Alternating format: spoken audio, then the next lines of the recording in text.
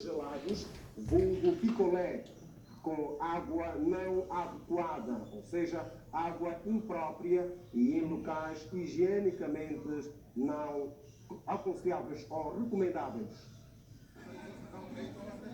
Como resultado de várias denúncias, o Serviço de Fiscalização do município do Quilamba-Queixa encerraram uma geladaria e uma fábrica de gelo. Os seus proprietários de nacionalidade chinesa foram detidos pela polícia. Para além de não possuírem documentos, os chineses fabricavam gelados neste quintal sem as mínimas condições higiênicas.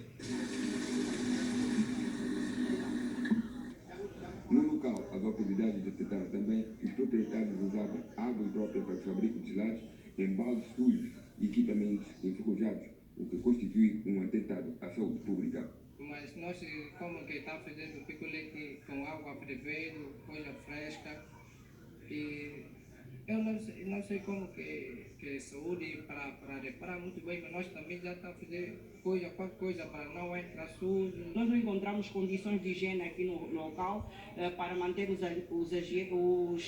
recipientes e todos os utensílios em condições favoráveis para o processo de fabrico do gelado. Outro estabelecimento que foi encerrado é a fábrica de gelo, que também não reúne condições apropriadas para o fabrico de gelo. E como se não bastasse, a mão de obra que era usada era de menores de 16 anos. Nós vamos fazer outras vistorias no sentido de desativar outros pontos com atividades comerciais e industriais ilegais. Acabamos de ver cerca de 3 menores de 16 anos, 17, e achamos que isso representa até certo ponto vários crimes. E vamos continuar a trabalhar com a Polícia Nacional, Serviço de Imigração Ilegal estrangeiro, no sentido de desativar esses pontos. O município do Quilamba-Queixa é constituído pelos distritos urbanos de Bovo, Palanque, Sapu e Nova Vida.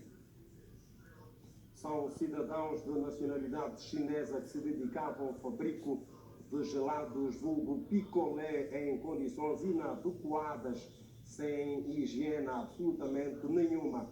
O cenário está desativado graças à denúncia da população, a quem continuamos a apelar à denúncia em casos de infrações.